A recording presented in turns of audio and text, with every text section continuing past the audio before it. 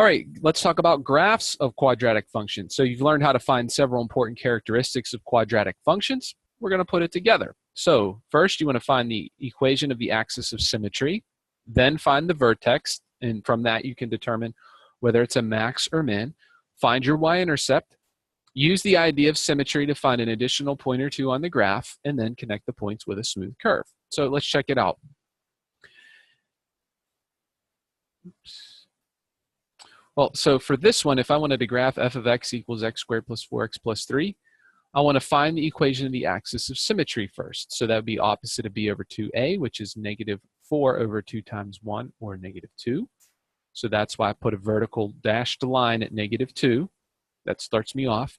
The vertex is just the point using the axis of symmetry value. So if I plug in negative 2 for x, simplify, I get y equals negative 1. So the point's negative 2, negative 1. So that would be this point right here.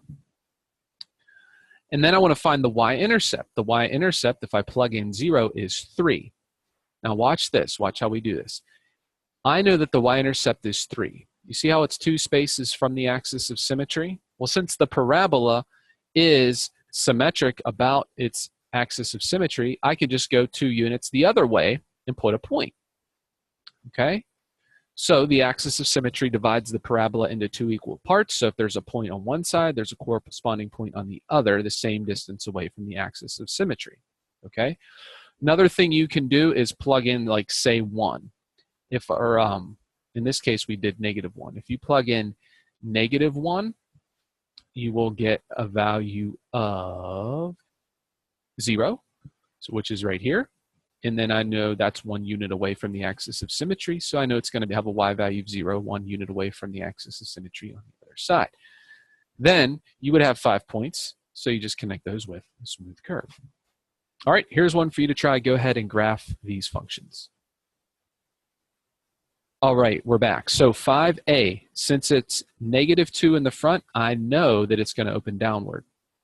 All right, so the axis of symmetry is x equals negative opposite of b over 2 times negative 2, which is going to give me negative 2 over negative 4, which is negative 1/2. So I know the axis of symmetry is going to be right here.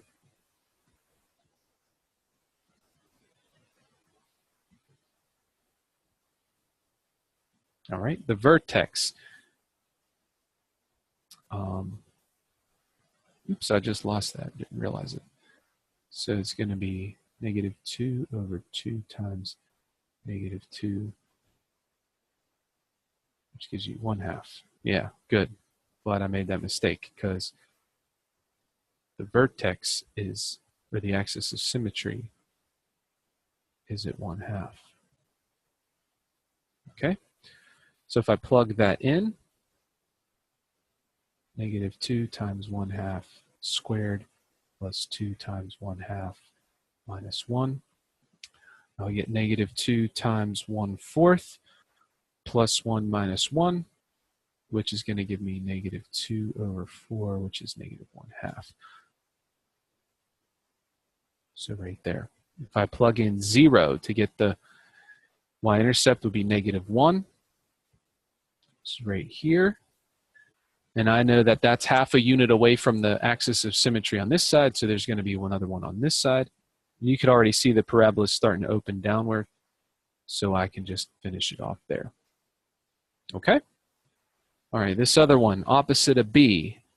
So x equals positive 6 over 2 times a, which is 3. So that'd be 6 over 6, which is 1. So I know the axis of symmetry is 1.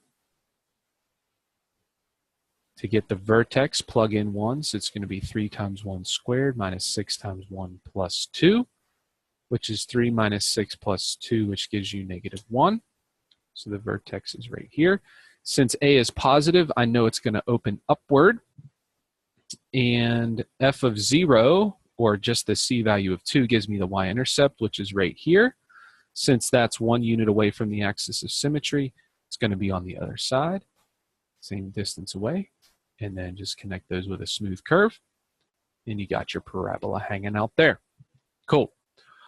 All right, in general, there's some differences between linear, exponential, and quadratic functions. So you don't have to like memorize this chart, I just put it in here. A linear function is degree 1.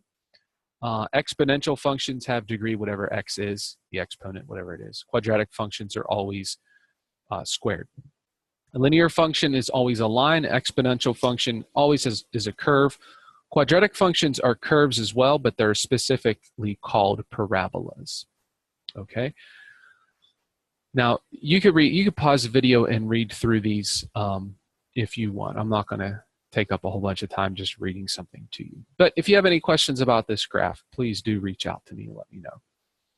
All right, so you have used what you know about quadratic functions, parabolas, and symmetry to create graphs. Now we can analyze these graphs to solve real-world problems. So the cheerleaders at Lake High School launch t-shirts into the crowd every time the Lakers score a touchdown. The height of the t-shirt can be modeled by this function h, where h represents the height in feet of the t-shirt after x seconds.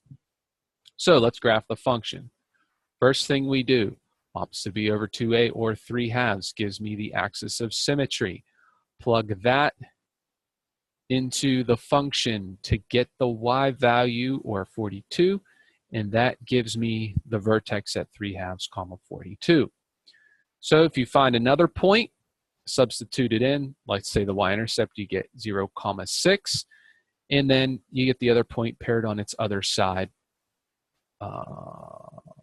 positive 2,36. So these 2 points right here, and then, or excuse me, 0,6 is right here, and then you're going to have a height of 3,6 right here. All right, so connect those with a parabola. All right. Part B, what is the height? At what height was the t-shirt launched? So it was launched at 0 seconds. Pardon me. So that's the y-intercept. The y-intercept was 6. So it was 6 feet from the ground when it was launched. Pretty straightforward. At what is the maximum height of the t-shirt? When was the maximum height reached? Well, you could see the maximum height is right here. That's the vertex. So the maximum height of the t-shirt occurs at the vertex. So the t-shirt reaches a maximum height of 42 feet, and that was 3/2 or 1.5 seconds after the launch. All right, here's one for you to try. Go ahead and pause the video there. All right, we're back. So Emilio is competing in the javelin throw. The height of the javelin can be modeled by the function y equals -16x squared plus 64x plus 6, where y represents the height in feet of the javelin after t seconds. We're going to graph the path of the javelin. So x equals the opposite of b over 2a, which would give you -64 over -32, which is 2. So the axis of symmetry is right there. So if I plug into, so -16 times 2 squared plus 64 times 2 plus 6. 2 squared is 4 times -16 is -64 plus 128 plus 6. These two give me 64 plus 6, which gives me 70. So that's that right there. The y-intercept is 6, which is right there. So I know that that's 2 units away, so it'd be right here. So the path looks like this. Downward opening parabola.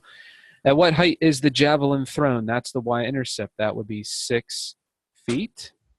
What is the maximum height of the javelin? That would be the y value of the vertex, which was 70. So it's 70 feet. All right, guys, that's it for this section. Please continue on to your assignments and let me know if you have any questions. You guys take care now.